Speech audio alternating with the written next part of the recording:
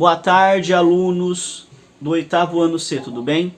Ficamos aí um tempo sem gravar vídeos, né? Eu preferi fazer atividades escritas, e além das atividades escritas, dessa vez nós vamos trabalhar com um vídeo. Eu espero que vocês estejam bem, que vocês estejam estudando. Eu sei que é difícil esse momento vocês estudarem sozinhos, né? Muitas vezes os pais não têm o conteúdo para poder explicar para vocês, não tem a condição de poder explicar, mas na medida do possível vocês podem estar tirando as dúvidas, podem estar pesquisando, e eu estou à disposição. Para a aula de hoje, para o 8º ano C, nós vamos falar sobre Revolução Francesa. Tá? Eu já comecei a falar de Revolução Francesa, mas hoje nós vamos falar de uma parte mais específica, que é a parte da queda da Bastilha e também da Era do Terror da Revolução Francesa. Só que antes de ir para essa parte, eu vou fazer uma introdução bem mais breve, mais rápida, para dar tempo e o vídeo não ficar muito longo e cansativo para vocês. Bom, primeira coisa, o século XVIII, assim como eu já expliquei em algumas atividades, o século XVIII também é conhecido como o século da burguesia, né? Ou o século das revoluções. E por quê? O que revolução tem a ver com a burguesia nesse caso? O século XVIII é o século em que aconteceram as duas grandes revoluções. Quais revoluções? A Revolução Industrial na Inglaterra e a Revolução Francesa, obviamente, como o próprio nome diz, na França. Tá?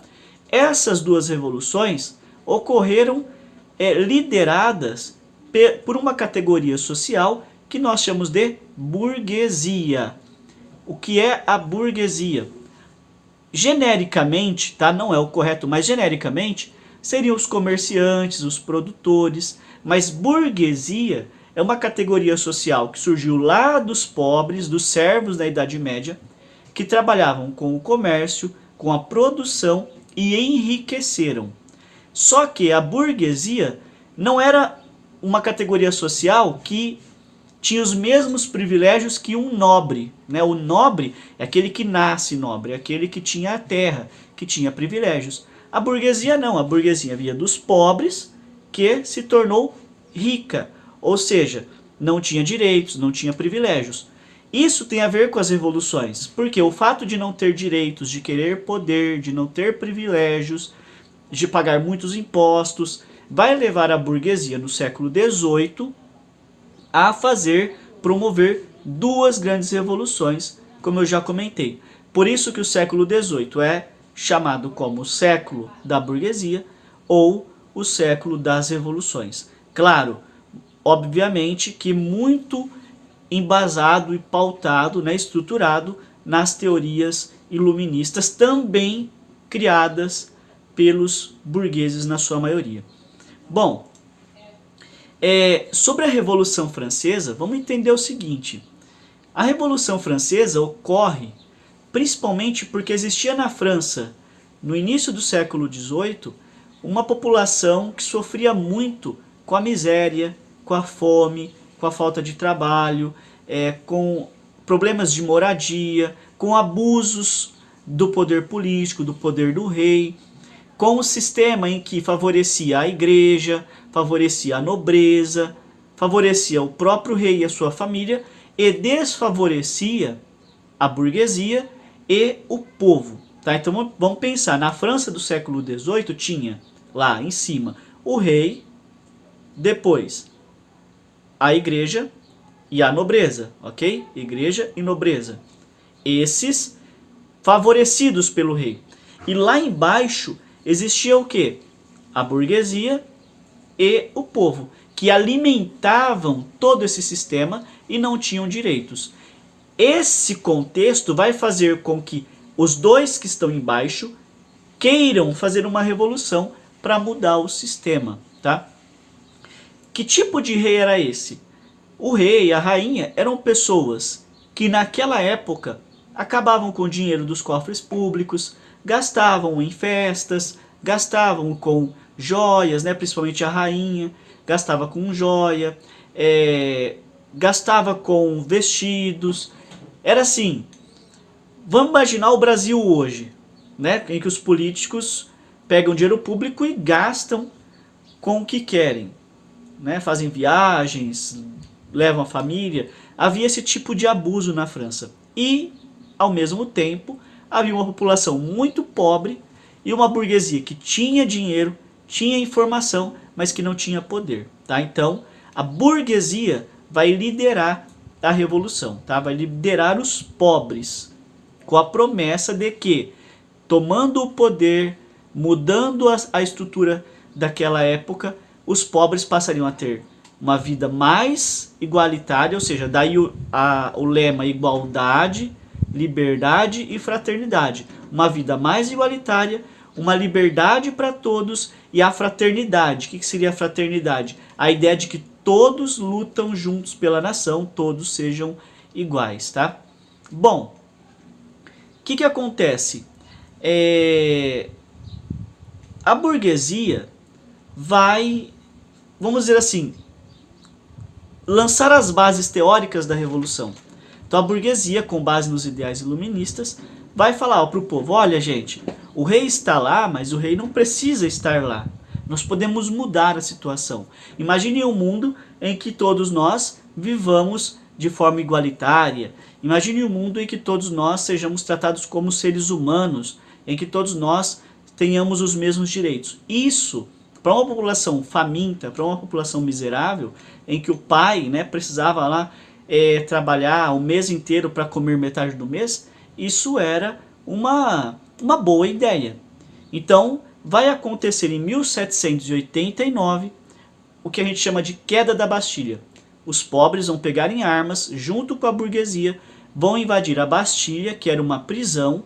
Na Bastilha existiam as armas, então eles invadem a Bastilha para pegar essas armas e, após isso, invadem o palácio, né, o palácio de Versalhes, tiram o rei do poder.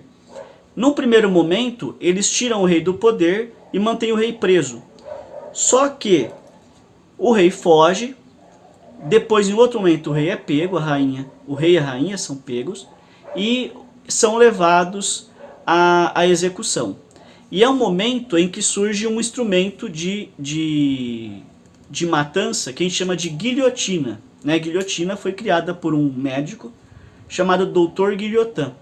E o Dr. Guillotin cria esse instrumento. Para quem não sabe o que é a guilhotina, vocês já devem ter visto talvez em desenhos, é aquela lâmina que fica bem no alto, eles soltam a corda, a lâmina cai e decepa a cabeça, o pescoço da pessoa que está ali. Tudo na ideia de que a pessoa não deveria sentir dores, né, com a morte. Então começa aí um início do conceito de direitos humanos sobre a questão da morte, né, durante a Revolução Francesa.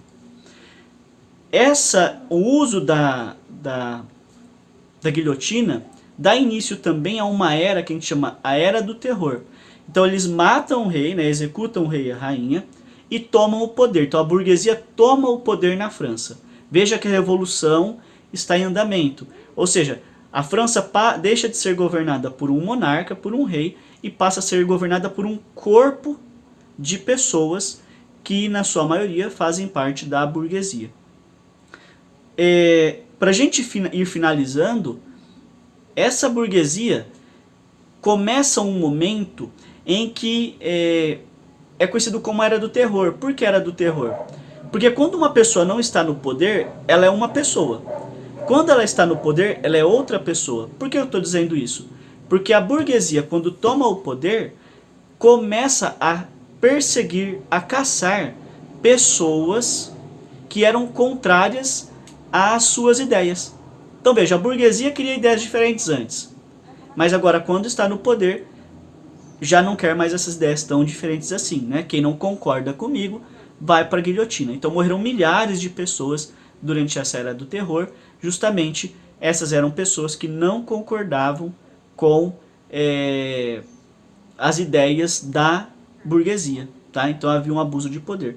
Então até que certo ponto a Revolução Francesa foi uma revolução, né?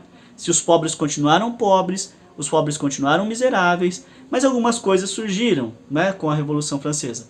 como a Declaração do Cidadão, do Homem e do Cidadão, Declaração dos Direitos do Homem e do Cidadão, que nesse momento servia apenas para homens, não para mulheres, servia apenas para a França e não para outros países. Nós vamos entrar também no momento de crise, em que a Revolução vai gerar uma outra crise, e aí nós vamos ter um pouquinho mais para frente o aparecimento de um carinha chamado Napoleão Bonaparte, que eu vou explicar só em outra aula. Pessoal, um abraço. Se vocês estiverem com dúvidas, podem me procurar. Das atividades, vocês não vão copiar as questões, vocês não vão copiar os textos. A ideia é que vocês assistam o vídeo, leiam o texto e elaborem as respostas nos cadernos e mandem para mim, tá bom? Lá no particular. Um abraço e até a próxima.